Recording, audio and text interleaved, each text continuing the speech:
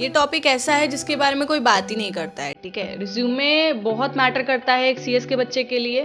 CS के बच्चे के लिए क्या, आप कहीं भी जॉब देने जाओगे, आप किसी भी जगह ट्रेनिंग करने जाओगे तो रिज्यूमे इतना ज़्यादा मैटर करता है क्योंकि वो एक फर्स्ट फेस होता है। आपसे क्वेश्चन पूछने से पहले आपका इंटरव्यूअर उस रिज्यूमे को पढ़ेगा, तो वो इतना अच्छा होना चाहिए कि उसके माइंड में क्लिक कर जाए कि हाँ यार, बंदे में दम है या बंदी में दम है, ठीक है। So hello guys, my name is Vandita Tripathi और आज के इस टॉपिक पर बात करना इसलिए ज़रूरी हो गया था क्योंकि बहुत सारे बच्चे सीएस कोर्स में एडमिशन ले तो लेते हैं, ठीक है। एडमिशन ले लेते हैं और वो सीएस कोर्स ज्वाइन इसलिए करते हैं क्योंकि उनके कहीं ना कहीं उनके बैक ऑफ द माइंड ये होता है या फिर उनके ड्रीम्स होते हैं कि बड़े बड़े कॉर्पोरेट्स में जॉब करेंगे और पैसा अर्न करेंगे, रेपुटेशन अर्न करेंगे और एक एज अ प्रोफेशनल निकल करके आएंगे, ठीक है। तो इन सब चीज़ों के लिए बच्चा बहुत मेहनत करता है, बहुत मेहनत से हम एग्ज़ाम्स क्लियर करते हैं, सारी चीज़ें करते हैं। बट जब बात आती है ट्रेनिंग की या फिर जॉब की, तो कहीं ना कहीं टॉपर्स भी, मतलब I seen number of peoples जो मतलब बहुत अच्छे रैंक से या फिर अच्छी नंबर से पास हुए हैं, बट ट्रेनिंग ढूंढने में या फिर जॉब ढूंढने में उन्हें बहुत स्ट्रगल करना पड़ता है, ठीक है। तो इसका रीज़न कहीं ना कहीं ये भी है क्योंकि एग्ज़ाम देना ना हमारे हाथ में होता है। एग्ज़ाम देने के लिए क्या करना पड़ता है, हमें प्रिपरेशन करनी पड़ती है, पढ़ाई करनी पड़ती है, पढ़ाई हमारे हाथ में होती है, हम जितना अच्छे से पढ़ेंगे उतने अच्छे हमारे मार्क्स आएंगे। बट जॉब मिलना हमारे हाथ में नहीं होता है, इंटरव्यू देना हमारे हाथ में नहीं होता है, रिप्लाई आना हमारे हाथ में बिल्कुल भी नहीं होता है, ठीक है।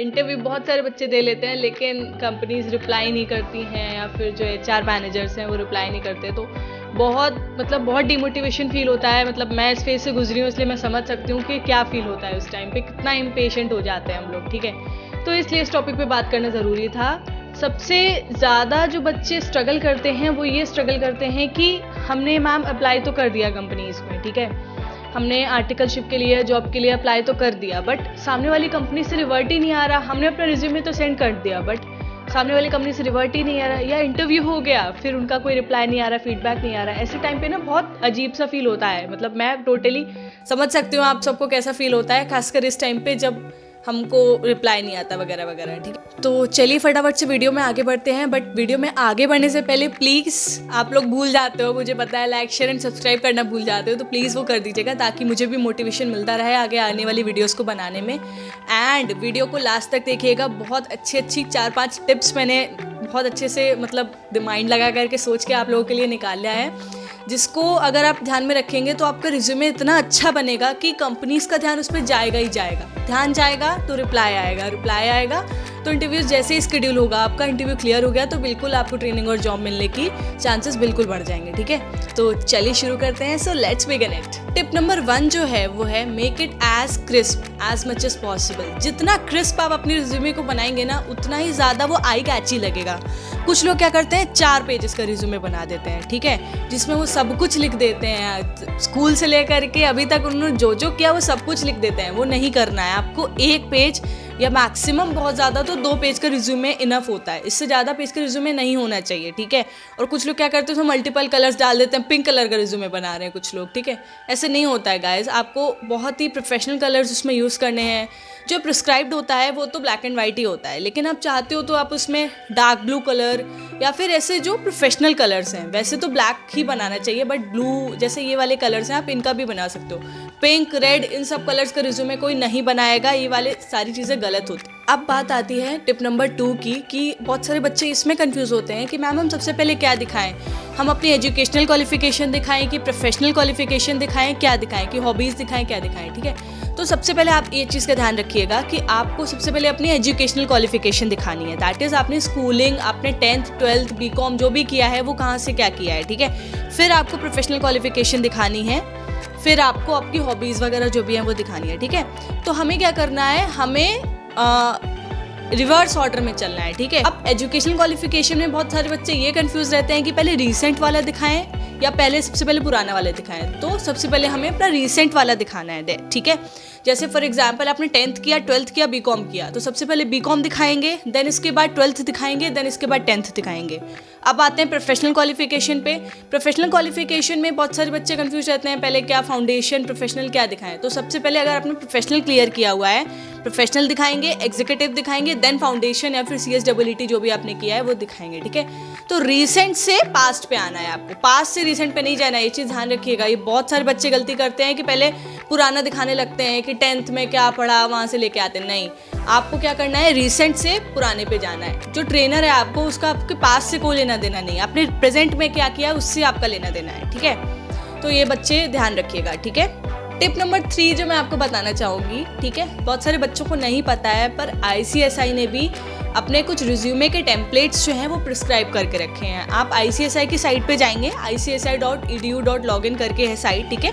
उसके होम पेज पे जाएंगे आप, तो ट्रेनिंग वाले पे जब जाएंगे तो आपको बहुत सारे रिज्यूमे के टेम्पलेट्स दिखेंगे। आप उन टेम्पलेट्स को भी यूज़ करके अपने रिज्यूमे बना सकते हैं, बट ये मैंडेटरी नहीं है कि आप उन्हीं टेम्पलेट्स को यूज़ करें। आपको अपना अच्छा कोई टेम्पलेट लगता है तो वो यूज़ करिए, बट अगर आपको कुछ टेम्पलेट वगैरह पता ही नहीं है या फिर आपका पहला रिज्यूमे आप बना रहे हैं, तो आप ICSI के प्रिस्क्राइब टेम्पलेट्स को भी यूज़ कर सकते हैं, ठीक है।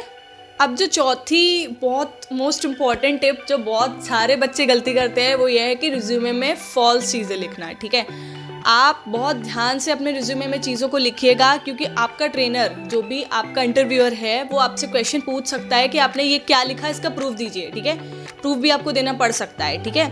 और जब आपकी जॉब लग जाती है, ट्रेनिंग लग जाती है, तो आपका डॉक्यूमेंट वेरिफिकेशंस होते हैं, ठीक है। तो कोई भी झूठा डॉक्यूमेंट उसमें लगाने की ज़रूरत नहीं है कि मैंने क्लियर कर लिया, पता चला उसके बाद आपके पास मार्कशीट ही नहीं है, ठीक है। कोई भी रिज्यूमे में फॉल्स चीज़ें नहीं लिखेगा, जो भी सच्चाई है, ठीक है। जो भी आपने जितनी भी क्वालिफिकेशन है उतना सब कुछ लिखिए, ऑनेस्टी के साथ आपको रिज्यूमे बनाना है, ठीक है। तो ये चीज़ का ध्यान रखिएगा।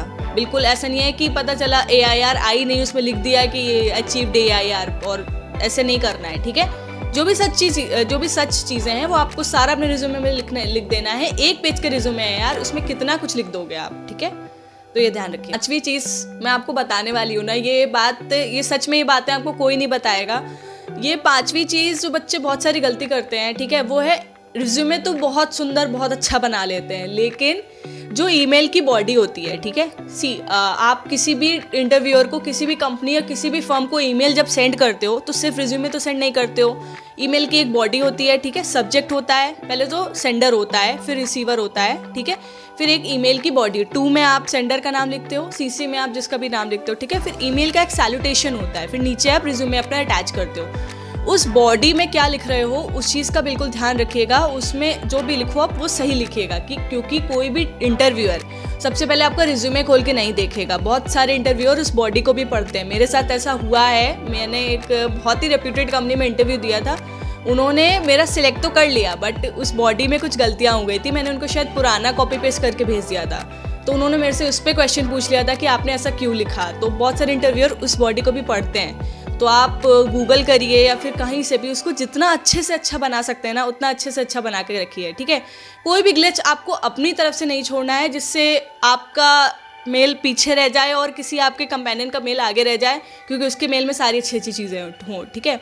अपनी तरफ से आपको बेस्ट देना है। रिज्यूमे बनाते समय इन 4-5 बातों का ध्यान रखना है और अपने हिसाब से बेस्ट रिज्यूमे बनाना है, ठीक है। आई थिंक ये छोटी छोटी बातों का अगर आपने ध्यान रखा ना, बहुत सारे बच्चे गलती करते हैं, रिज्यूमे बना लेते हैं लेकिन रिप्लाई नहीं आता। उसका कहीं ना कहीं रीज़न ये भी होता है क्योंकि हम अपनी तरफ से कोई कमियां छोड़ रहे हैं। कोई ना कोई कमियां तो छोड़ते हैं यार, तभी तो सामने से रिप्लाई और लोगों को कैसे आ जाता है, हमें क्यों नहीं आता। इसका रीज़न यही है यार, आप अपनी तरफ से कोई ग्लिच ना छोड़ो, ताकि फिर आना ना आना तो फिर सामने इंटरव्यूअर के ऊपर है, ठीक है। तो ये सारी बातों को बच्चे ध्यान रखेंगे आप लोग तो बिल्कुल अच्छे तरीके से चीज़ें हो जाएंगी। तो अभी से शुरू कर दीजिए इन सारी बातों को अपनाना। तब तक के लिए टाटा बाय बाय, और आगे मिलते हैं। बहुत सारी अच्छी अच्छी टॉपिक्स पर वीडियोस आने वाली हैं, तो stay tuned with the channel. और if you like the video please like share and subscribe the channel. और फिर मिलते हैं, तब तक के लिए बाय बाय, टाटा।